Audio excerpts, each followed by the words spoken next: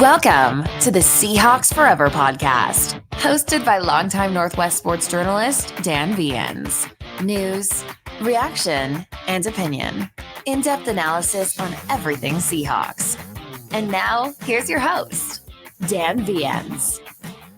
Welcome to the Monday after, not the morning after, quite so much because the draft doesn't run into Sunday anymore. But lots of activity for the Seahawks yesterday. Welcome to the Seahawks Forever podcast. I am your host, Dan Viens. Still not 100%, but the Seahawks are almost 100% full as far as their roster goes. I think at last unofficial count, they are now at 89 as they entered the draft, which is 52, but a massive undrafted free agent class. That work being solidified over the last 48 hours. We're going to talk about some of those names. We're going to keep it a little more big picture today. You know, I did my pick-by-pick recap. Most of the shows that you listen to and love have done the same. Everyone's given their draft grades. We've started to see the 2024 mock drafts already. I saw one today that they had the Seahawks picking 11th and taking Bo Nix out of Oregon, and I just had to shut that down right away. But today I have a very special lineup for you. Bill Alvstad and Keith Myers, old friends of the show, and old friends of yours truly from the Seahawks Playbook Podcast, are going to join me. Let's bring them in. Gentlemen, how are you? Have we recovered yet from the big event? No, not at all. Nope, we're still working on that. Yes. Nice to see you again, Dan.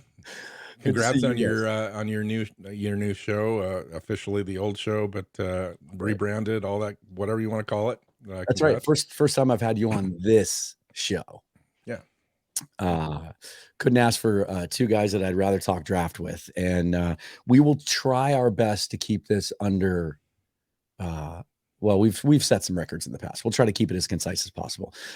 Listen, I know you guys have broken this thing down. Let me start with this. How does it feel now, just afterwards, kind of decompressing after all of this? Because for me personally, and I have to imagine for you guys too, the last 6 months and really 8-9 months, going back to the beginning of the college football season, was such an emotional toll, and just putting so much work into watching college football, watching tape, evaluating prospects, because we knew we had this bevy of draft picks coming up in a way that we've never seen in the Schneider-Carroll era. We had higher picks coming up.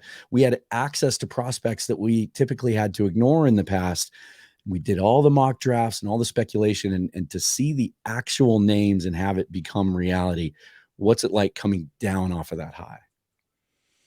Well, for me, as you know, and you do the same thing, we go all year. So, we put out 2-3 shows a week, and, as soon as the season's over, we're right back into it. We're talking prospects, we're evaluating everything, we're getting ready for free agency, et cetera, et cetera.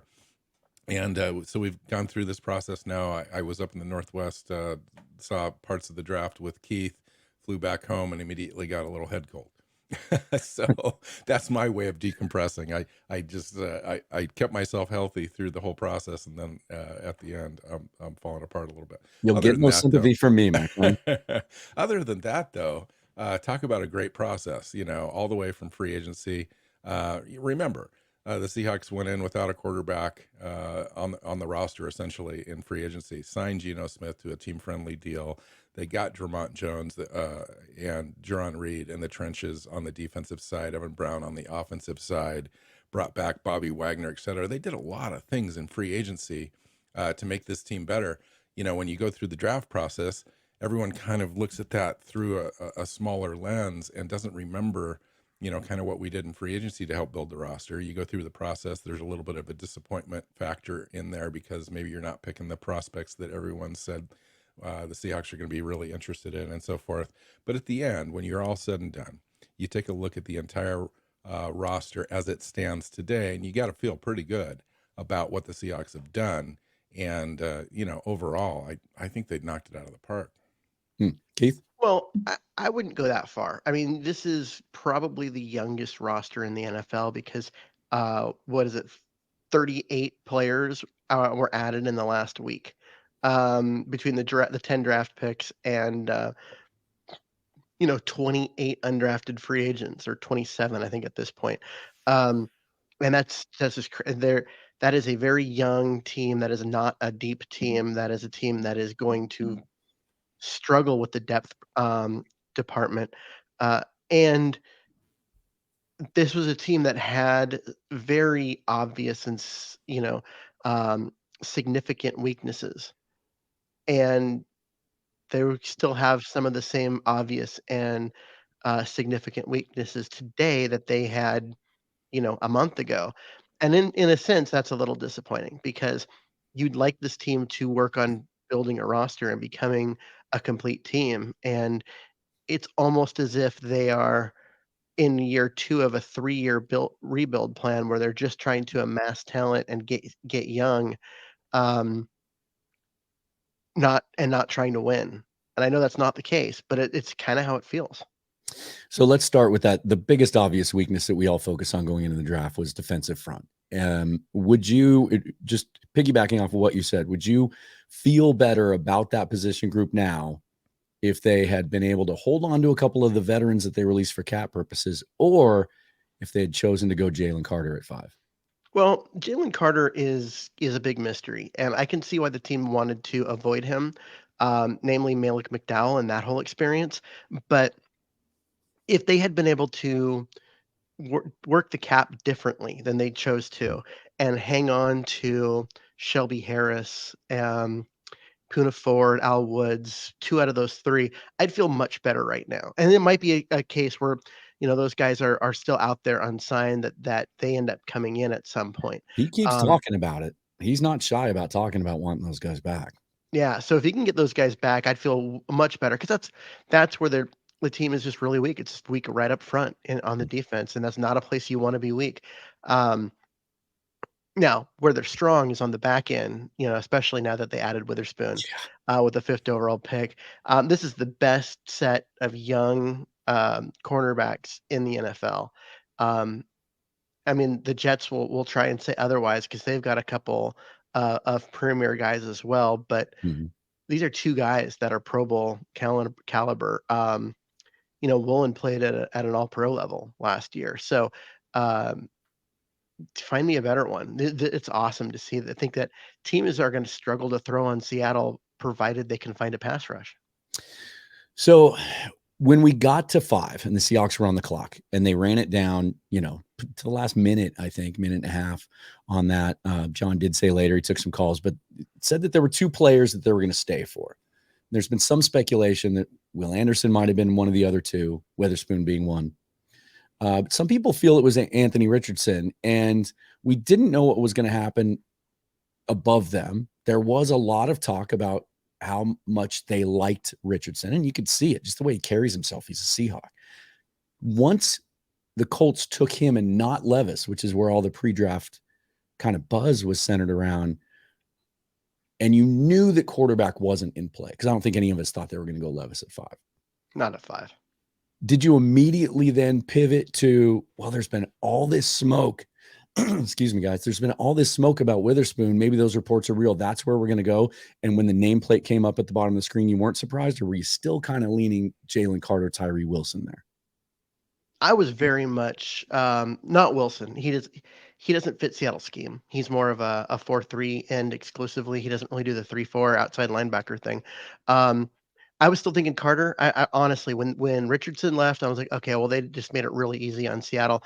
And Seattle didn't go that route. They went with Witherspoon, which was a surprise, but not a bad surprise. I mean, it's not a pick that makes them significantly better, because they already had a really good secondary. But there's a difference between a really good secondary and this, because this is special. This is a special group now that they've added Witherspoon to it. And when you pick at 5, you don't get a chance to pick there very often. You better get a premier special player, and they did. Bill, how many conversations have you had on your Twitter feed over the last 3 or 4 months, as you speculate what the Seahawks might have done at 5, with people telling you, stop talking about corner, because they'll never take one that high? Sure. And that's the prevailing thought process. And I get that. Obviously, it's proved out over the course of 10 years. But when you take a look at the draft and you want a surefire prospect, as Keith mentioned, you're going to consider everything. And that's exactly what they did. I guess if you had a crystal ball, you could look at Jalen Carter and rule him out out of hand. The Seahawks, though, went into that process and did their due diligence on that prospect all the way to the very end, which is what they should have done and did do. And then Witherspoon, you started hearing about Witherspoon as a possibility at 5. The closer we got to the draft, probably inside of 10 days. And if you really took a look at the prospect prior, you would have seen a prospect that was ideally suited for Pete Carroll and that Seattle defense. If you take the historic measurables away on the height and weight, he's everything that they look for in a guy. And Pete came out and essentially said, this guy is special, virtually almost generational in the way that he approaches the game, the way that he jumps routes, is aggressive, physicality, mental side of the game, all that stuff. So, as far as the prospect that they may have been staying there for, Brady Henderson did come out with a tweet just today, this morning, that did confirm, in fact, it was Anderson that they would be there for, and Richardson was never in play. Interesting. They sure played that smokescreen well, didn't they? Trying to get somebody to come out. And I did read speculation today that entire effort was to try to get somebody to come up to 3 with Arizona's pick to get a quarterback so that Anderson would slide. But then the Texans throw the curveball and they come up to back themselves up so they can get the quarterback and Will Anderson. Once we got past 5 and you knew that Jalen Carter wasn't in play anymore, did your focus then shift to, and I'll start with you on this one, Keith. Okay, well, now where are we going to get defensive line from? Yeah. And pretty much you kind of you see that Carter's not in play. You're looking at 20 and you're like, all right, Kalijah Cansey, just have his name on the card, be ready. As soon as it gets to your turn, just hand it in. And then he goes at 19 to Tampa. You think that might have been one of the upsets that Schneider was talking absolutely. about? That was a complete upset. That was the pick. That was it's like just a perfect fit in terms of player profile, team need, high-end talent. It just everything lines up perfectly if he falls one more spot to 20. It's great player at the right spot and the right position. So, but it didn't happen, right? 19, he goes 19 to Tampa. And at that point, what are you going to do there? Because if I'm looking at that, I'm like, okay, we've got to get defensive line. Well, what are you going to do? You're going to reach for Amazi Smith, who went, 10 picks later, or 7 or 8 picks later, but I think was probably gonna go after that in terms of his tape. Don't reach, right? They reached for LJ Collier because this kind of stuff happened where they got they missed out, so they decided not to do that, and they went and got the best player on the board, which was the wide receiver, which wasn't need. I mean, I get that the Seahawks have 2 receivers that are both top 20 in the NFL, but they've got nothing behind them. They need nothing more into the future. Yeah, they need other guys, and to get the best wide receiver in the entire draft, which I don't think is really that debatable.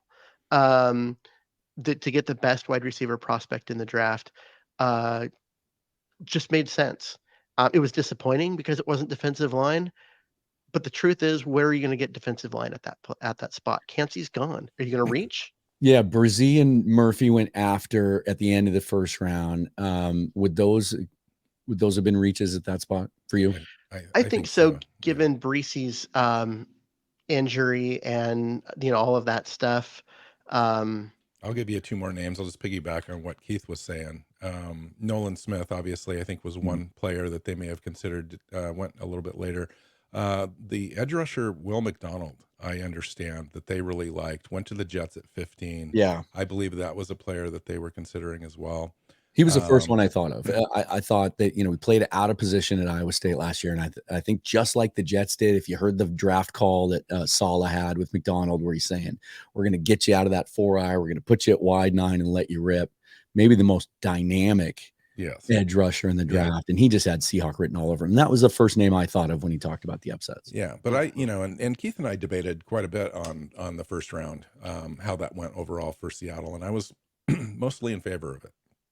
because it was two premier positions.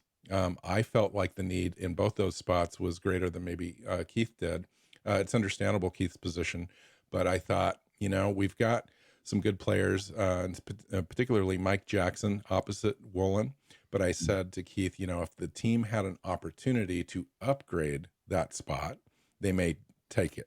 And we talked, at length, and you did too on your show, Dan, about Julius Brents later on in the second, third round area as being a player that they might look at, and that would be also an upgrade, I think, over Mike Jackson. I think they were disappointed a little bit in their tackle rate, their missed tackles, and so forth. And he's known for coming up and being physical and tackling and stuff, but they missed a lot of tackles in that. Yeah, 75 tackles missed in the secondary last year. Yeah, and Witherspoon is just a complete and total different kind of player that they're used to. Perfect match on the opposite side against Woolen. It's a total upgrade. So when you take a look at the premier position at corner, and now you've gone from a pretty solid group to an elite group, that's a win for Seattle. You do the same thing at wide receiver. You take a really nice solid group at the very top. It's top heavy.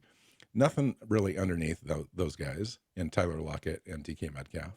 Immediately, Najigba comes in and is just a complete solidifier at that third wide receiver spot. Starts in the slot, expands his route tree from there, and is able to grow into that position eventually, possibly Tyler Lockett's replacement. So I thought it was a great first round for Seattle.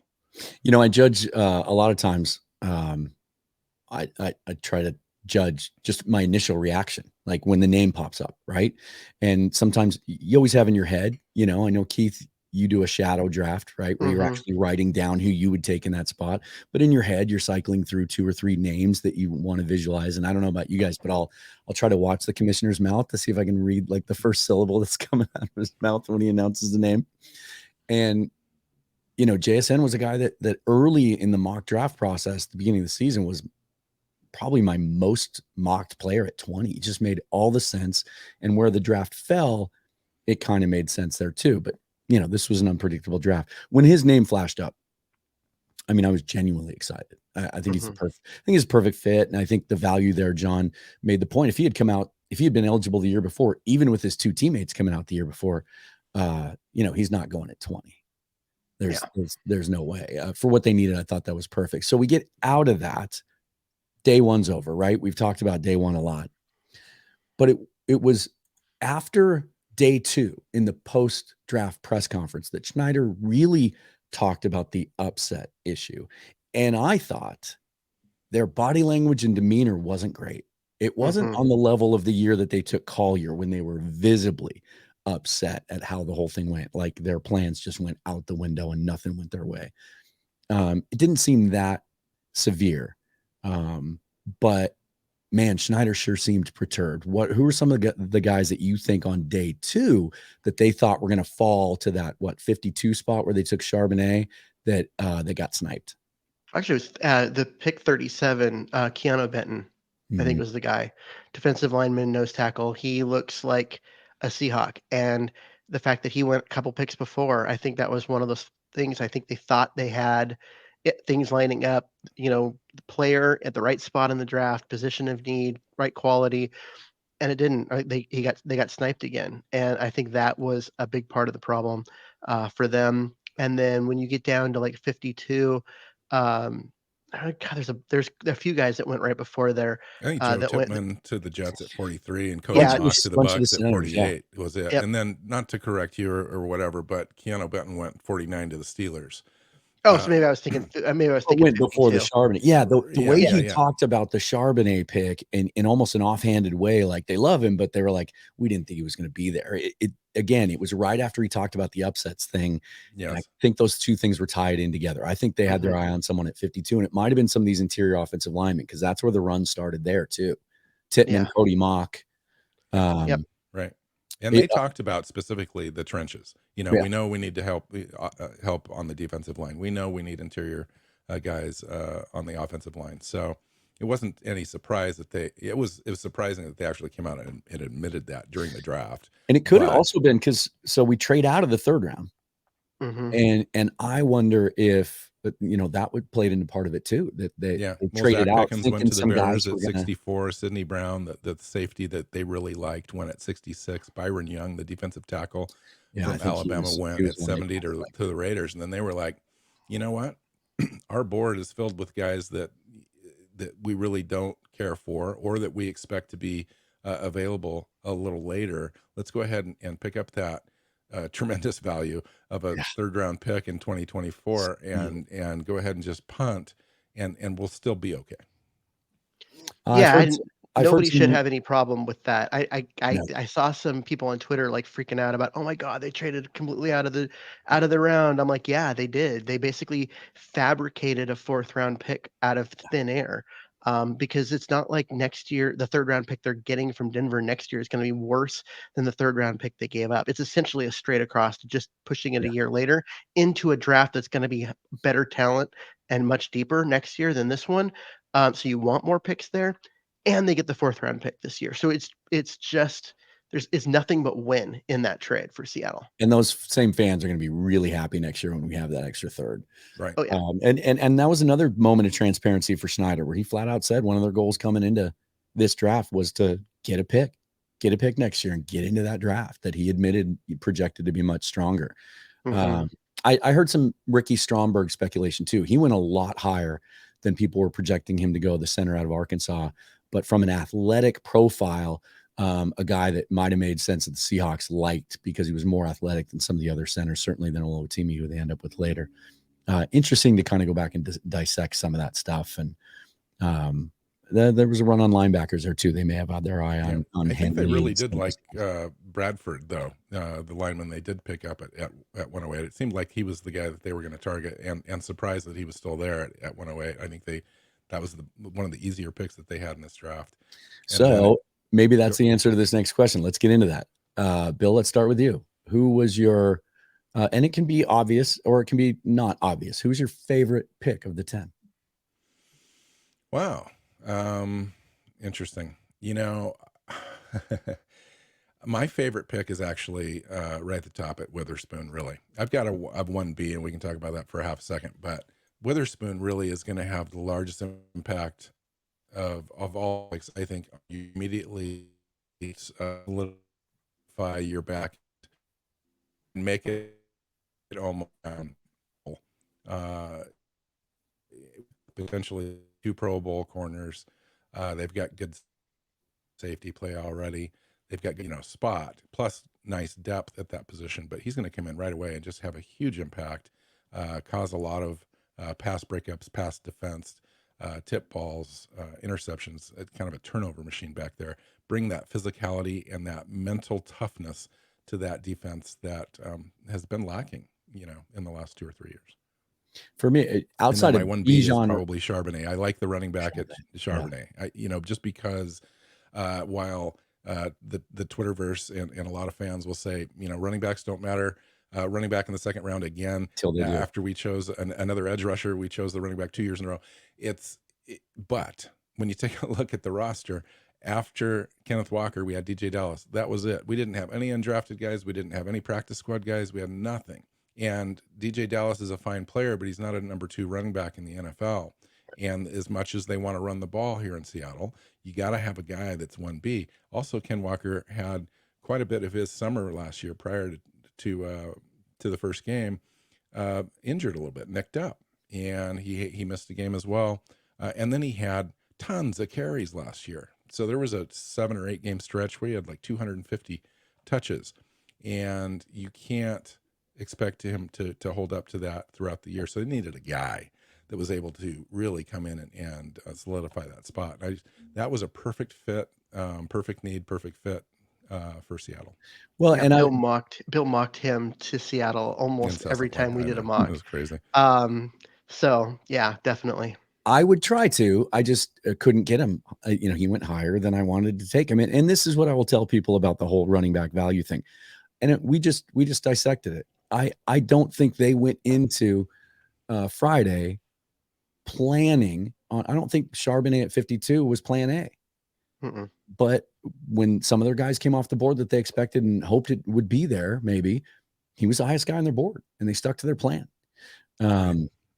I was going to say this about Witherspoon real quick. I think outside of Bijan Robinson, for me, my favorite tape of the process, the most fun tape to watch of any player in this draft was Witherspoon.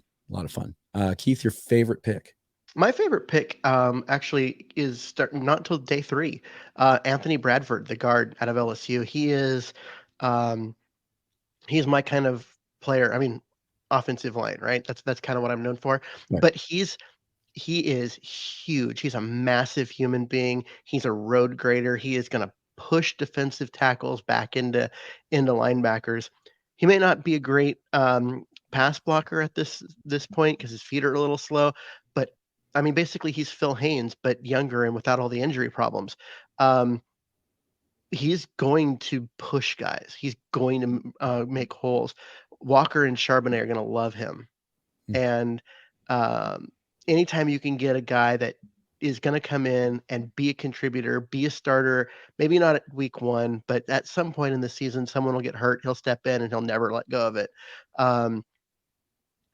Yeah, I love those picks. So that's the in the trenches stuff that they need. He was the most physical lineman in the draft, I thought. And there's a trend when you take a look at all the picks. They're gritty, they're tough, strong, hardworking, physical leaders, passion. They love the game. Witherspoon's the most physical and tenacious player in the draft at any position or size.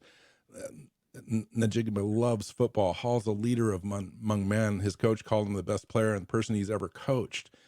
Charbonnet is the most physical running back in this draft. Young, one of Jim Nagy's favorite players out of the Senior Bowl. Bradford, the most physical offensive guard in the draft. Mike Morris is a beast defending the run. Oluwatimi is the smartest player in this draft and is got the experience that nobody else had at that position in the draft. Jarek Reed is just a feisty guy, a hard worker. They love him. And Kenny McIntosh has the biggest chip on his shoulder coming out of this draft. Yeah. So I love this whole. It's funny as we used to try to identify what we thought were Seahawk prospects leading up to a draft. We used to focus so much on physical thresholds and length and height, weight, speed. Next year leading up to the draft, I'm going to try and get my hands on player interviews and see how these guys carry themselves. Cause that is the quality that I think they rate the highest. And Schneider talked about it again, openly after Saturday about the 3 different boards they have, and one's medical and one is for, and this was after Greg Bell asked him a question that was very slyly worded. So he didn't name Jalen Carter, but he was clearly trying to pry, where they have a board for players that are great players physically, but don't meet their standards for what kind of guy they are. And he talked a lot about being self-motivated. And I think that was the biggest question mark about Carter. When you see these guys and you listen to their interviews afterwards, every single one, as soon as the press gets off the phone with them, one of the best interviews I've ever had. The guy's passionate, he's excited. So they clearly have a type, and they're going to stick to it, and they want to jam that locker room full. And it's funny, you mentioned Malik McDowell, Keith, and how they've changed some of their evaluation process since then.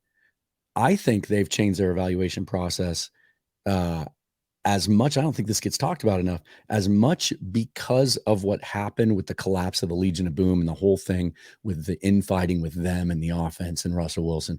I think they are bound and determined to jam that locker room full of guys that aren't going to put themselves before the team, aren't going to break that number 2 golden rule of Carroll's, and just genuinely love football. And they're talented too. But so how do you balance that, Dan, when you take a look at the love of football with an alpha dog mentality, which, you've got to add a little bit of humble to that equation. But how do you get those guys that are both? I'm glad you asked that, because the alpha term was used specifically by someone in relation to Derek Hall. And I think it was misused, because to me, and I think most people assume, alpha is almost narcissistic level confidence in yourself, and get out of my way. I'm going to accomplish what I want to accomplish. No one's going to get in my way. I don't know that is what that writer meant to use. Or maybe they did, or maybe I don't understand the definition of alpha. I think you can be supremely confident and really strong in your convictions, and still be a team first guy and do whatever. Agreed. I mean, there's different leadership styles, and I think that's what that points to. Guys that are quiet but lead on the field, guys that are vocal but don't need to dominate a conversation or the spotlight of another player. Guys that just play within themselves and are supremely confident are also, alpha guys as well. They're just confident, but yet I think what we're they're talking humble enough. about in this, it can be really summarized by the difference between Richard Sherman and Cam Chancellor. Richard Sherman was very vocal, very out in front, very talking about himself and that kind of stuff. And you almost never heard Cam do like anything like that. He was behind the scenes. He was talking to guys. He was building guys up when they had a rough day. He was, yelling at people who were being lazy in coverage and being that leader, but not trying to put himself in front of a camera. It's interesting. And they're both alphas. Absolutely. That's what made Richard Sherman great, was the fact that he was just in everybody's face. But it was also what made Cam Chancellor great, was that he was such a dynamic leader without having to be in front of a camera. It's interesting too. There's a little moment that I noticed on Friday that stood out to me that is along these lines of Seahawk type of player and someone that wants to be a Seahawk. That's very important to them as well. And you have to sell them on that in the interview process also. Keon White was a guy that I really liked and thought would have been a fit as a real versatile defensive lineman, even though he's a little bit overage, the kid out of Georgia Tech. When he was taken by New England, lower than people expected, he was one of the 17 people invited to be in the green room or to be at the draft. He didn't go on day one. He went early in the second round. I thought he might have been a guy that would make sense for the Seahawks if he fell to him. They showed his reaction when he was picked. And every kid the Seahawks took, even the ones that went later than they expected, like Kenny McIntosh famously, the second they got the call, it was relief, it was exhilaration, it was, I'm going to go to Seattle and I'm going to prove myself. Keon White was so angry in his, I don't know if you saw that, but they showed him on his couch with his family. He was just so mad. He couldn't even allow himself to be excited about being chosen in the NFL draft. And it's just little things like that stand out to me now that I pay more attention to. Like, I wonder if that was a little bit of a tip of maybe why he wasn't higher on their board. But let's get back to some of our favorites and least favorites. I don't want to use the word hate. I don't think there's anyone on this list that universally people have panned outside of the running back non-believers. Keith, do you have a pick out of the 10 that you're just not crazy about? I'm not crazy about Derek Hall, which is, pick 37 in the draft. Sixth pick in the second round, the edge out of Auburn. I watched a bunch of film after the Seahawks took him, not highlights, but actual film from a couple of different games. And I saw a guy that just didn't make an impact. And most plays, you couldn't tell he was there. I know he's super athletic, and I know that he is, like team captain and super leader and such a like charismatic guy. But if I'm taking, 37th pick in the draft, I want a difference maker. I want a playmaker. And I just didn't see it at all in the tape that I watched. And so I came away from that thinking, okay, that seems like a guy that, at this point is Uchenna Nwasu's backup. And we just used the 37th pick in the draft for a guy's backup. And that was disappointing. I want to say this about Derek Hall because I listened to your comments about him on your last show, and specifically that you had gone and immediately watched the Alabama tape from last year. And so I wanted to do the same thing because I had one of the reasons Derek Hall was not a guy that I don't think I ever mocked him in all the hundreds of mocks that I did, because he just didn't seem twitchy and dynamic enough to me. And when I would watch film, I would see him just kind of extend his arms and engage the tackle and kind of set the edge, which I thought maybe it's just a scheme thing and I'm not seeing what some scouts see. It was just boring tape to me, to your point. But then I turned on that same Alabama tape, and in the first 15 plays of the game, I saw him once against the right tackle and once against their left tackle, Tyler Steen, who was a third-round pick of the Eagles on Friday, use leverage and use that and one arm and push the tackle back into Bryce Young with one arm and show power and speed to power and get off and everything else. And to me, that was a flash. The one thing that's interesting to me about him is I've read multiple scouts say one of the best get-offs in the draft. And I don't know that that's really evident on tape, but sometimes I wonder maybe it's scheme in the way he's coached at Auburn too. He seems to be certainly a guy that Carroll and Schneider like. Well, yeah, it is a scheme thing, I think. And having gone back and rewatched all of it again, because Bill gave me the riot act for not liking the pick. What I saw a lot was, especially in that Alabama game, was him setting an edge. Yeah. Even on a pass play, they were asking him to make sure that if it had been a run, that edge was set properly, and then maybe get after the passer. And so there was a lot of that. And so it might just simply be a case of them asking him to do something which didn't flash and didn't show up the way I expected it to, because of the scheme, because that's what they wanted him to do. Wasn't to get after the quarterback, off the snap. It was to set that edge because Alabama loves to run the ball, Yeah. and you got to have that edge set so that everyone else can, get in and make those tackles. So that could be part of it. But yeah, it was the tape was disappointing when I went back and looked at it, and I'll be the first to admit I'm wrong when he comes in as a Seahawk and, just blows it away and looks amazing during camp. And I'll be very happy to be wrong at that point. I know the scheme is slightly different, and I've heard a lot of player comps for him, solid player comps, but one that I hadn't heard, but it just kind of occurred to me when I was looking at his height, weight, strength, speed stuff yesterday again, was he is exactly the same height and weight as Chris Clemens, and which surprised me because he looks, maybe it's the number he wears, he doesn't look 6'3" when you watch the tape. Maybe it's the long arms. It just kind of skews how he looks physically. But then when you go to mock draftable and you see the web, all the testing, much more dynamic of an athlete than Chris Clemens ever was in the short area quickness stuff and the explosion testing. So it'll be interesting to see if they can maybe kind of use him in a similar way, even though the scheme's a little different. Bill, your least favorite pick? Yeah, well, let me piggyback really quick on Derek Hall on what Keith said. I agree with most of what Keith is saying. He's still, he comes in with a bull rush and a solid run defender, but needs to develop. And he has Nuwasu, Taylor, Mafe, Tyreek Smith, Robinson ahead of him right now on the depth chart. He's going to have to work his way up, prove himself. I think the reason they brought him in and drafted him is for those skills. And he is kind of a beast defending the run. They've been poor at that. I think they want to improve. But it's his character, it's his leadership quality, it's his grit and toughness that they're drawn to with this pick, and they're hoping that in addition to those things, he's able to develop the skill set necessary to be a good player. And I think and that's the hope with him. For me, as far as the least favorite pick, it's hard to come up with one. With this draft class, but I'm just going to say Jackson Smith Najigba, only from a injury potential issue. Had a great 2021 season, put up 1,600 yards, player of the game at the Rose Bowl, put up over 360, 70 yards of yardage in that game, but spent most of 2022 out with a hamstring injury. Didn't have really any effect on the season for Ohio State.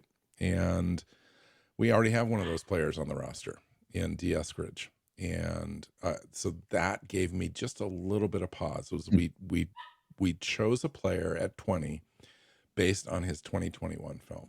And so that was a little red flag. But other than that, love the pick. Hopefully he turns out great. All the projections say that he will. He came in and did some agility testing at his pro day while Pete Carroll and John Schneider were there, and by all accounts, it went off really well. I guess I'll just jump in and add my 2 cents. And again, it's really hard to nitpick this draft. I mean, you could maybe say Jarek Reed, but even he looks like he has some really fun qualities and kind of fits their scheme and can move around and do multiple things. He totally looks like a guy that can contribute. Hard to pan a 6th round pick though. True. You know what I mean? Like you're taking a flyer on a guy that late. So, and that's why this, I hesitate to say this, but my least favorite pick personally was Kenny McIntosh, not because I don't like the player, because I do. It's crazy to me that he ran a 4.6, and I watched it happen at the combine because he doesn't look like a 4.6 player when he's playing. And I think he could be an outstanding third down back, maybe an upgrade over what Travis Homer was giving him because he's bigger and he has that experience at a high level. But only because of opportunity cost. I wanted one more guy, young guy, added to that defensive line. And I was looking at some guys that were versatile that could play inside and out. And it was Moro Ajomo was a guy that I wanted. And I'd been mocking him for months. And he was there in the 7th round. And he went undrafted, didn't he? No, Philadelphia went later in the 7th round after we did. So he was on the board. He was available. And I thought he would have a perfect complementary piece who's outstanding against the run. One scouting report I read said that he was his run defense was like training tape, like coaching tape on how to defend the run. And so I just kind of wanted that. And I thought, McIntosh himself thought that he might slip out of the draft. And there were some other running backs that looked like they were going to go undrafted and did that I think could have given a similar value. So that's it just seemed like, it seemed like with that pick, Seattle was just determined to leave the draft with 2 running backs. Yeah. Which makes sense and I'll say this too about the people that are still sweating about 2 back-to-back 2nd-round pick running backs in the last 2 drafts. It's not going to happen next year, right? They're going to be that running back room is young and cheap now for the next 3 to 4 years, maybe even longer considering, none of those guys are 1st-round picks, so there's no 5th-year option, but at least 3 or 4 years, they're not taking a running back in the 2nd or 3rd round next year. So just relax. My favorite pick is actually Mike Morris. And for a couple of reasons. One is he was one of the first edge guys that I identified early in the process when I was looking for guys that looked like 3-4 defensive ends, because I thought that was a real weakness on the roster. But also, and so, for them to end up taking him was kind of personally satisfying. But also when you watch his tape, he's just a big ball of clay. He has the motor, he has the physicality, he has the long arms. He just needs refinement. And I think he can be that dirty work guy that might never get more than 6 or 7 sacks in a season, but can set the edge and maybe even move inside a little bit and be a reliable guy to play that spot so that we're not playing guys out of position in that scheme. My only pause with him as a prospect was that he's not ready-made in the NFL. He came in, Clint Hurt talked to him. He's going to add some weight. They want to evaluate him at a 3-tech spot in this defense as a 3-4 defensive end. That's all fine and dandy. He's just not ready to come in and be successful at doing that right away. Yeah. He's going to need a little bit of time. Yeah. Sure. I mean, with him, he kind of reminds me a lot of LJ Collier, except for that LJ Collier was a 1st-round pick and he was a 5th-round pick, which is kind of appropriate for that quality of player. But it's a very similar guy. That just a guy that you can be, that end in the 3-4. He's gonna eat up blocks, that kind of stuff, and maybe not get after the quarterback because he's not twitched up athletically, but he's going to be solid. And so I actually like that pick. But yeah, it's LJ Collier, but at a reasonable draft position. Yeah. Much lower expectations. Yeah. For sure. He'll probably end up better. There are, then the Seahawks go out after the draft and they sign 28, reportedly. I don't know if it's official as we talk today. A lot of the teams are actually officially releasing their lists now. And they're even being added to over the cap. 28 players. Going into this draft, there were 52 signed players when typically entering the draft, they have somewhere in the mid 70s. They draft 10, they sign 28. So they almost have a 90-man roster now. Keith, let's start with you. I'm sure you've taken a look at some of these guys. Any of them stand out to you? You got to give me a minute. Start with Bill. Yeah, no, I'll go. I just need to look at the list again.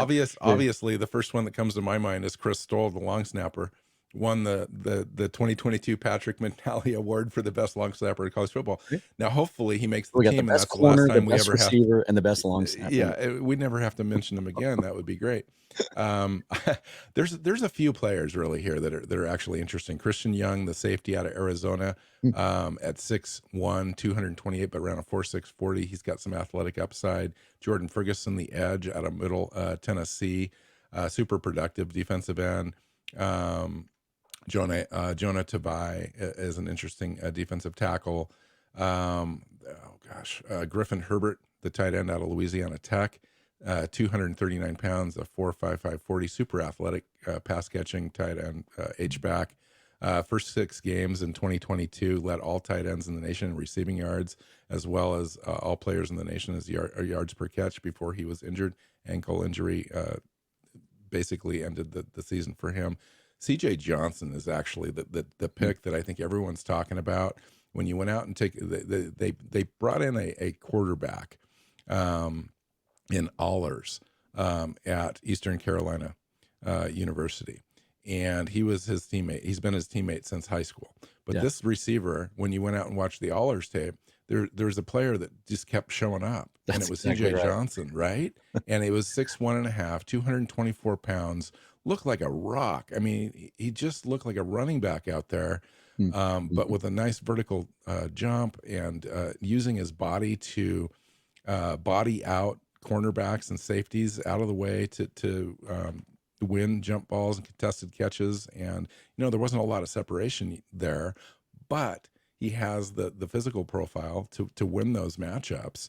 And it's just an interesting opportunity, I think, for this guy maybe to make the back end of the roster, since after Derek Young and Dwayne Eskridge, who we just don't know can make it out of camp, there might be an opportunity there for a young player to come in that the team has control over for a while to learn on special teams and then work himself into a situation. And there's a few other players as well, but that guy really stood out. It's so funny the way you tell that story. And you and I had not talked about CJ Johnson or Holton Ahlers. But about 2 months ago in one of the Seahawk Facebook fan groups, someone said to me, we were talking about quarterbacks and should they take one at 5. And someone said to me, check out this kid from East Carolina, 6'3", 230 pounds. Lefty. 50 career starts, tons of production. And I'm like, all right, I'll check him out. And it's fun tape. Unfortunately, he has, like, Phillip Rivers thinks he has a long delivery. That's how long this guy's delivery is. And I guess if it was a compact delivery, maybe he would have been a draftable player. But super interesting, even at that size too, like has a career. I thought I wrote it down here. Has a bunch of also has 1,500 career rushing yards and 25 touchdowns on the ground too. Yeah. But I'm not talking about him because I think he has 15,373 total offensive yards in college. Wait. Don't move on yet. We got to talk about this guy just for one more second. 120 touchdowns. He's a left-handed quarterback and has Viking royalty heritage. I kid you not. And so being a little bit Norwegian myself, he is definitely one of my favorite prospects. I will be watching. He's going to make the preseason fun. Like it's, and maybe, look, they work with these guys, and if they can tighten up his release a little bit, that was the only issue I had with him. And it's not an elite arm. You didn't see him making tight. He made all the throws. He made all the throws, which was actually nice to see. Now it's Eastern Carolina, but the guy wasn't misfiring. He wasn't throwing them low, wasn't throwing them high. He was getting them in, dropping them in the bucket. And that's what you kind of want to see. And then you bring him in and you see what he's got in person, find out if you can work him in. But and I did the same thing you did. I'm watching the tape and it's just CJ Johnson, like over and over again for the play. I'm like, who's this guy? And at first he reminded me of David Moore a little bit, compact, stout, like you said, looks like a running back, like contested catches. I was surprised he only ran a 4.6 when I read that, but that's probably the reason he went undrafted, right? He's super experienced, career 175 catches, 2,849 yards and 21 touchdowns in his career. Played a lot of football. Somebody made an AJ Brown comp today, just physically how he looks like him. And again, winning the contested catches, although Brown certainly is not a 4.6 40 guy. He's one that stood out to me. And then the opposite end of that spectrum, as far as athleticism goes, is I remember watching Matt Landers run his 40 at the combine. Transfer receiver, played at a couple different schools, ended up at Arkansas. 6'4", 200, ran a 4.37 with a 37-inch vertical and a 10.10 broad jump. Had some production at Arkansas last year at 47 catches, 900 yards, 8 touchdowns. He's going to be interesting to watch for sure. Jake Bobo, another big receiver who isn't the dynamic athlete. But Michael Bumpus and Chip Kelly really like him. 6'5", 215. And I think it's Dane Brugler who said, it was Lance Zierlein, the NFC or the NFL.com little scouting blurb where he said his best chance, he said if he adds, 30, 25 pounds and becomes a move tight end, guy that was really productive and could be a big slot type of guy. And then Robert Cooper, they had to add more to that nose tackle spot out of Florida State, 6'2", 335. Doesn't offer you much as a pass rusher, but all the reports on him, really stout, really tough to move. Maybe he's the next Brian Monet as an undrafted free agent. And Rob Rang talks about what a tough situation he made it through at Florida State. They had all sorts of issues there. And he was just a tough guy that just hung in there and just did all the dirty work and just kept coming back. Might give him some upside as a potential, some depth there. One more defensive tackle that I think the team really likes is Afenia Maje, the defensive tackle out of Rutgers.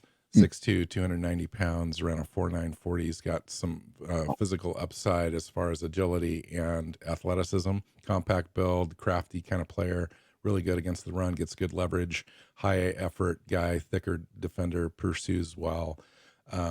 Just a name to watch at this point, but the team apparently likes him a lot. Keith, how do you feel like you touched on it at the beginning of the show? And we talked specifically about maybe there's some free agents that they still bring back. How do you feel overall looking at the roster, comparing the roster as it is right now to the one that finished the season last year? Is it better? Wow, that's really hard to answer just simply because there's been so much turnover, and a lot of it has been, veteran guys for undrafted free agents. It's more top heavy. It's more talented in terms of its starters. But it's more top heavy. There's a team that didn't have a lot of depth last year has less now, but it's more talented at the top. I disagree. So you think the 28 undrafted free agents make this a deeper team? No, because none of those guys are going to make the roster. Here's the reality. Historically, one or two of them do. Well, one or two, but okay, one or two, not 28. Right. It's also one or two out of 12, not 28. As I mentioned up at the top, I think we need to remember what we did in free agency. We signed Geno Smith. I think that was really important, underrated. Dramont Jones at defensive end in a 3-4, so he's going to play inside, slide inside all over that defensive line. Jaron Reed, same thing. Evan Brown comes in to play center. Didn't come in to provide depth necessarily. He's more of a draft hedge. We'll see what happens there with our draft pick. But, he's starter level, not top 20 at that position in the NFL, but he could be good enough. Bobby Wagner comes back, Devin Bush. One guy I didn't mention before was Julian Love, probably my favorite free agent signing to solidify that. Now, I know we gave up Reed so that's kind of a wash. But I think he's a little bit better of a player. And then all of our draft picks. And then, so for depth, your depth argument, I think that we have the depth. It's just young. We got some key guys there in free agency. I think that's where you're going to spend for need. And then the draft is you're going to acquire talent. So I think we got some talent. Now we just need to go see if these guys can fit in on the roster. I think those are the guys that give you depth. You'd mentioned, Keith, the idea that we were in a second year of a 3-year rebuild. I think that that's actually accurate. And while we can get excited, we made the playoffs last year. Geno got them there. I think they can do that again. Can we get to the NFC Championship game? I'm not sure if we're quite there. There's still some holes on this roster, and we look forward, to the 2024 draft and free agency period. I think that's when you really start to round out this defense with quality starters across the board and depth all well. I think you also have to look at a little closer at what left, Bill, because they brought in 2 defensive linemen, but they cut 5 veteran defensive linemen in order to make room for 2. Like, that's the depth that they're missing. And they only had 2 middle linebackers on the roster last year. They've got 2 middle linebackers on the roster this year. They didn't get deeper at that position, even with bringing Bobby Wagner back. And at safety, Brian Neal has been this stable, steady force for the last 3 seasons. For them to just let him go over $2 million in cap space when they've got the albatross contract that is Jamal Adams sitting there, made no sense. And that hurts your depth because you can't count on Adams to ever play it down. And so they they were, to me, that was a complete miss, because they could have done the opposite of that, still ended up with 12 million in extra cap space that they could have used to bring back Puna Ford and Woods and those guys, so that way they don't have this massive D-line depth issue that they have It currently. certainly seems like they're not done yet. Keith, that's what I want to ask. So Keith, tell me this to continue on from that point. As we said earlier, Pete has said, we'd love to have Puna back, love to have Al back. He said it about Shelby Harris too, but not as effusive. Like he said, we need Puna Ford back. And it sounds now like, especially with what some of the teams did in the draft, that Al Woods is kind of in that Austin Blythe spot of like, it's either going to be retirement or come back to the Seahawks. If you could only have one of those three guys based on what they just drafted and what they still need up front, which of those three is the best fit? And would you feel most comfortable adding to that roster? I'd bring back Puna. Okay. He's younger, he's more durable. And when it all said and done, I think he's been a better fit. Now, Shelby Harris has the higher end talent. He's got years of production that Puna's never matched, but he's older. And you could kind of tell last year it looked like he was slowing down. And so just to get Puna in, his leadership, his everything that he does, his willingness to play both 3-tech and nose and be that just a space eater if they need him to, or do other things if they need him to. I think he's a good fit for this team. And honestly, he would probably be the starting nose if they brought him in right now. It's interesting you talk about a year two of a 3-year rebuild. Fans don't want to hear that. They don't want to hear about next year. We see that a lot when we talk about quarterbacks. Like, no, they should skip this year because next year's draft is better. And then you get the backlash, right? Everyone says, nope, that we hear that every year. But I will say this is what I like about what they've done. I feel like the roster now, when you look at every single position across the board, is more layered long-term now for the next 3 or 4 years with talent. They're not going to be as up against the wall next year by expiring contracts if they can't re-sign some of these guys. They've kind of staggered all the position groups where there's depth and there's another young guy coming behind him. If they lose Darrell Taylor or want to move on from him, now they have Mafe with 2 more years left on his deal, and they have Hall, and they keep adding to that group. But I think if this team wants to exceed last year's win total and compete, like you said, Bill, in the NFC, I think we're going to need a similar performance from this rookie draft class. 4 or 5 of these guys are going to have to step up in a big way, be major contributors, at least on defense. I personally feel like that's where all the focus is still going to be. Can that run defense especially not be a liability like it was last year? Can the pass rush be effective? Can that defense get to where it's at least middle of the pack? Because I think this offense has a chance to be top 5 in the NFC next year with some of the additions they've made, and they might just win in a different way. They might outscore some teams. The other thing with this is you look at cornerback, where they did upgrade in a big way with their, the 5th overall pick, but now they're 5 deep at that position, right? You've got, you got 5 guys that are good quality young players. There's some value there that perhaps you can swing to get a defensive tackle or a defensive lineman. And because if there's a team out there desperate for a cornerback and you're sitting on 5 of them, you go, you know what? Here's Mike Jackson. We'll take, your young 3rd-year defensive tackle off your hands, and we'll make that swap. That's definitely a possibility for a way for this team to kind of balance the roster a little bit and get better where they need to in order to make a run this year.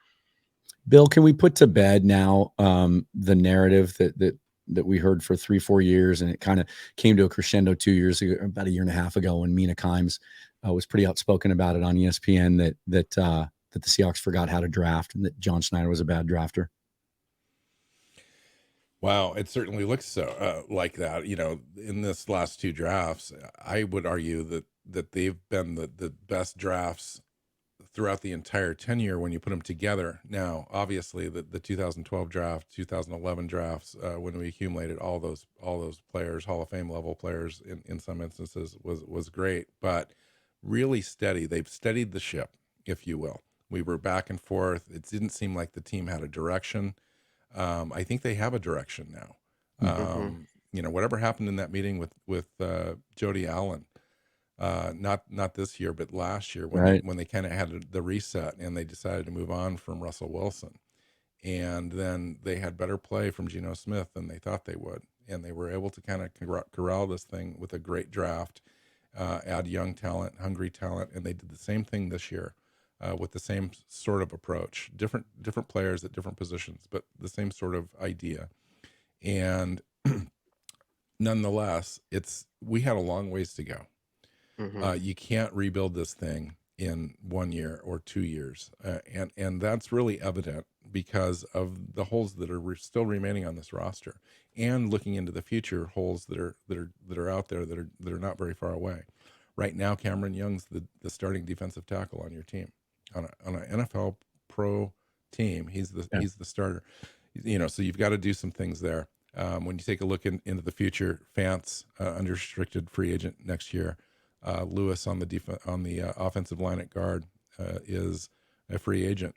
Devin Bush, Bobby Wagner again. So you've got some depth positions where you're going to address those probably in the draft and free agent and new China. You're right. So, but they've come a long ways.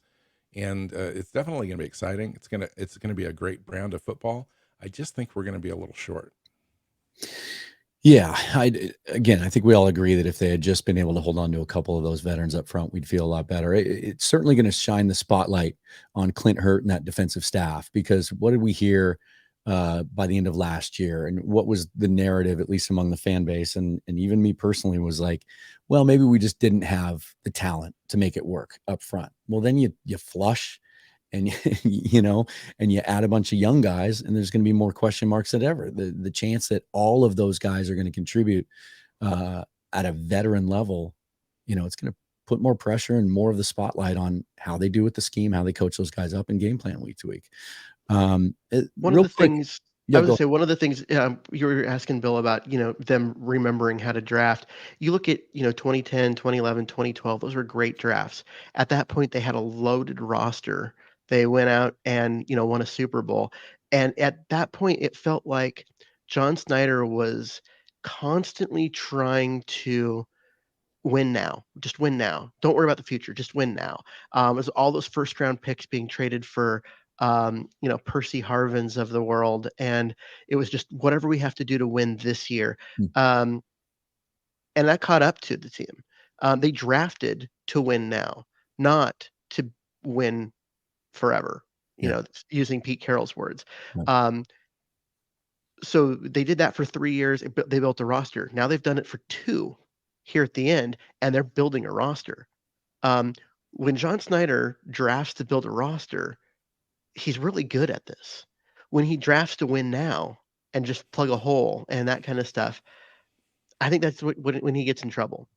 And someone's just got to, keep him focused on just always be building the roster, and never, start trying to win now. And how I much think is that of that is Pete Carroll? How much of that is John Schneider?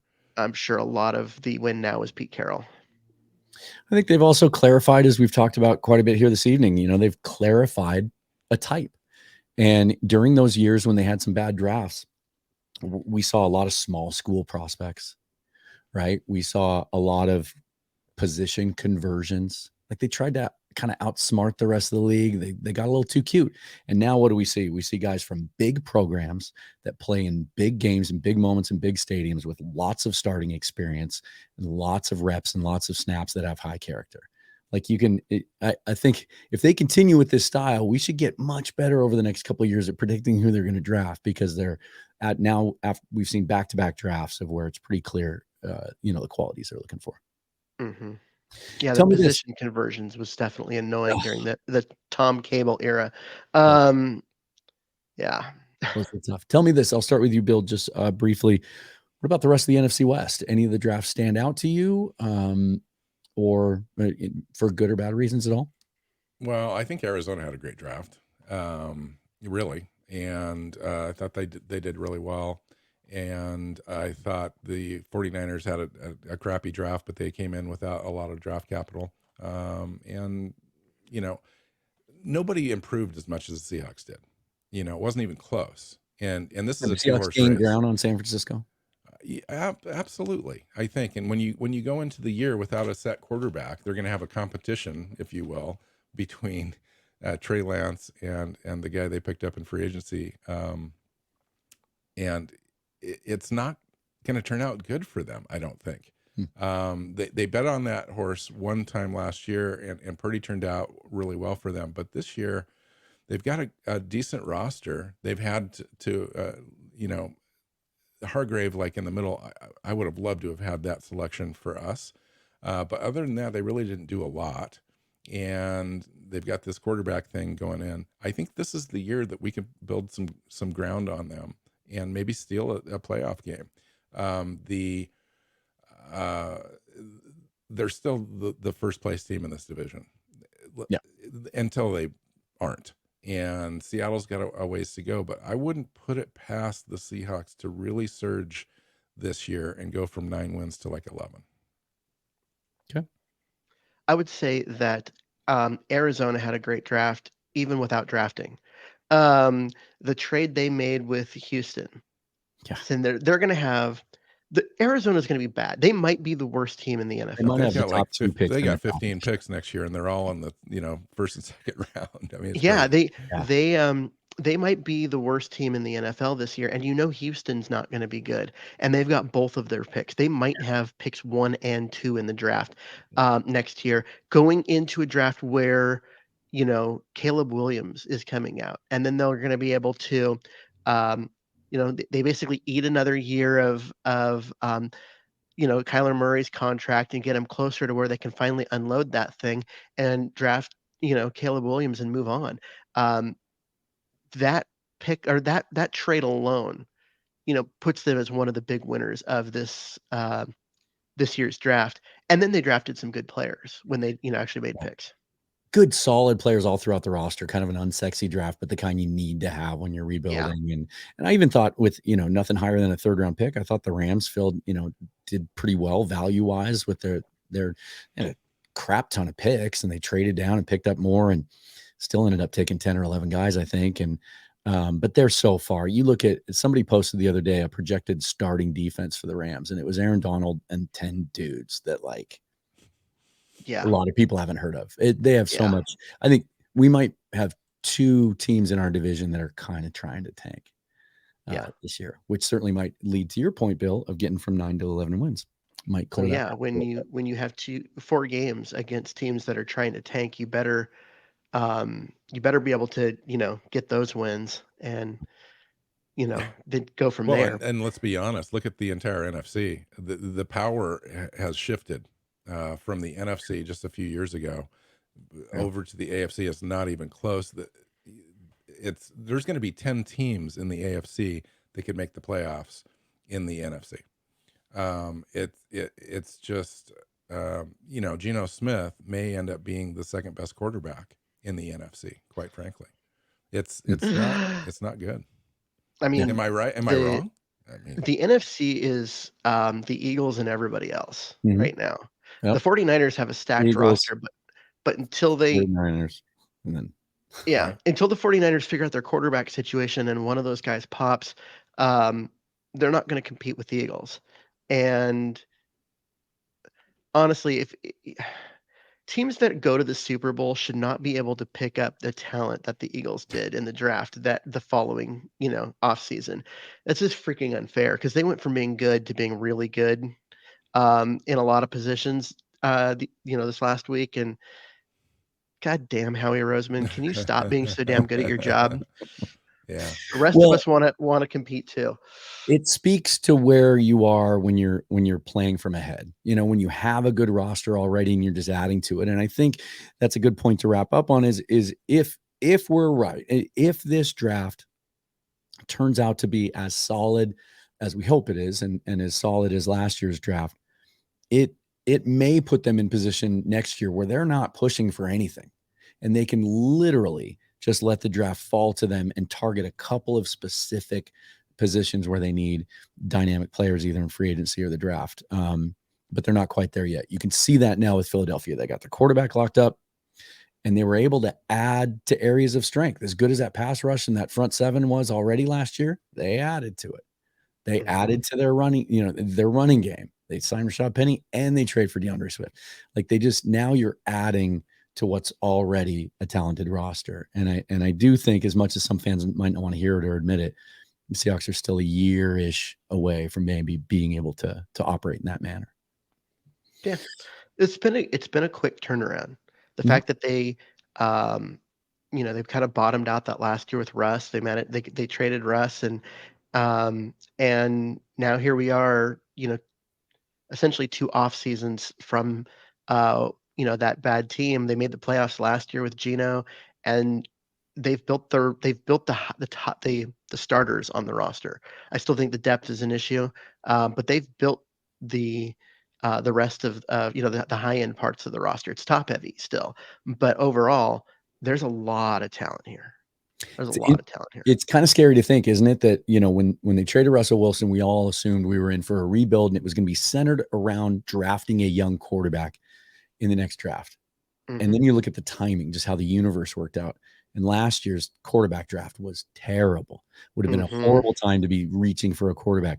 This year's draft, we ended up picking 5th. We couldn't have moved up probably into the top 4 to get one of those guys. We would have been left with, all the 3 guys were gone. And so if that had been the plan, if Geno hadn't have done what he did, how differently this would all look right now. You would have seen Seattle scrambling to move up to the number 1 pick. Yeah, is what you would have seen if Geno hadn't done what he did.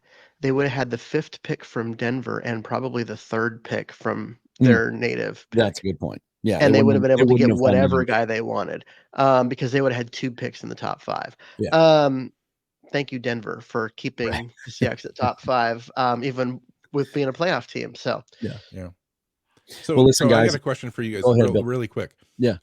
So as the roster stands today, like, what do we still need? Like, do we still need, like, going into next year to make this, if this is year 2, year 3 is the complete roster, it seems like we're still deficient at defensive tackle. We're still deficient at defensive end, base defensive end, middle linebacker, offensive guard. We got Lewis is potentially leaving, or we're going to have to sign him to a bigger contract.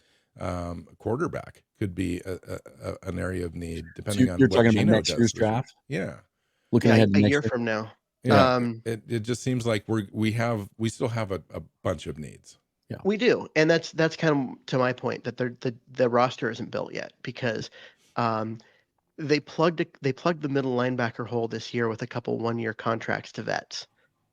At some point, they have to actually address that and get talent there, young talent. I mean, draftable talent, and to take that over. Defensive tackle, you said base defense end, safety. They're going to have to move on from the $36 million of Diggs and Adams, and actually allocate that money to a place where it will matter more, and not to safety. Yeah, I mean, there's work to be done. Oh, there's still areas of concern. I think the linebacker thing is legitimate. Bobby's year to year now, and he's not the player he used to be. We don't know what Devin Bush is going to be yet. Maybe he taps back into what made him so good as a rookie pre-injury, and he's a guy that they sign long term. They keep talking about Vi Jones and John Radigan, but we don't know, because we don't know. That could be a real point of emphasis in the draft next year. And look, we could be right back having the same conversation. It could be quarterback. It's going to be a much deeper quarterback draft, so you won't necessarily have to reach into the top 5 to get one. But we might be having the same conversation going into next year's draft about finding a dynamic interior defensive lineman and maybe considering one of those quarterbacks. We'll see. There's still a question. The question marks are still huge, right? Mm-hmm. If Bobby just is done, right? Or if Bush is the guy that got benched in Pittsburgh last year, and Brooks doesn't come back as quickly as they hope he will, or he's not as effective when he comes back, where do they go at middle linebacker? They play nickel all the time. What if these rookies aren't ready up front? I think right now I'd feel a whole lot better if we woke up sometime in the next week or so and saw that they brought back someone like Puna Ford, just someone reliable and a known quantity. Yeah, because right now you're taking a look at this draft class and you're already penciling in 5 of these guys as starters. Yeah, starter and level by the way, or high injuries rotation happen. guys. Yeah. That's the thing, is getting 6 starters or 6 players that played starter snaps last year kind of set a bar, which I think is unreasonable for fans to have as far as for this year's draft class. The fact that they need 5 guys from this draft class to step up and play that many snaps tells you a little bit about where the roster is. Yeah. They're not to a point where they're ready to they're not quite ready for prime time yet to go compete with the Eagles. Well, it's going to be fun to watch because we love watching young guys develop. We love watching them play. It makes the preseason a lot more interesting. Rookie mini camp will be coming up sometime next week, I believe. And of course, then you see all the stories about how good they're all looking and how great they all project to be. But we'll be along for the ride throughout the whole thing. Guys, thanks for your input. As always, good visiting with you. Bill, what do you got coming up on the show? Yeah, I mean, after the draft, we're just solidifying our schedule for the next few months. Going to be previewing the mini camp and drafted guys here in our next show this week, and then after the mini camp, we'll be taking a larger look at roster evaluations and kind of getting into the doldrums of the summer, June and July, before we get to training camp. And I'm sure we'll have all of our content. We're on 3 shows a week, 52 weeks out of the year. You can find us on Seahawks Playbook Podcast on our YouTube channel or your favorite podcast platform, and you kind of know where to find us on Twitter individually. So look forward to reaching everyone we can, and congrats again on your show, Dan. You got a great show, and Thanks, your sir. reach is growing all the time, and I think it's great. Thank you. Appreciate you guys as always. We'll definitely get together again sometime between now and the beginning of training camp and kind of assess how the quiet part of the year goes, but a lot of key moves between now and the start of training camp can be made that will have an impact on the roster. And of course, we'll be here to detail all of that for you. My next show, look forward over the next couple of days. I'll be unveiling my shadow draft. This is something I learned from Keith when we were working together at 12th Man Rising, where every time the Seahawks were on the clock, I wrote down who I wanted to draft, and then I play it as it goes based on what I'd picked already. As I sit here today, I'm not going to give anything away. I'm not sure if my class is better or not than what the Seahawks actually drafted. So that'll be a lot of fun. And it's never better. That's one thing I've learned from doing these shadow drafts now for like 8, 12, I don't know how many years. It's because I don't remember when I started doing them. It's never better than what John Schneider does. It looks better on paper, but then when you actually get into the season the following year, and a bunch of those guys that you thought were going to be great, can't get on the field because they're not the player we thought they were. Right. Yeah, it's never better than what John did. Well, we will check that out. And thanks for teaching me that, Keith. It's a lot of fun. I've done it for a couple of years now. That's going to do it for this episode of Seahawks Forever. Subscribe to the YouTube page. Follow me on Twitter at Seahawks Forever. And I will see you in a couple of days. Bye, guys.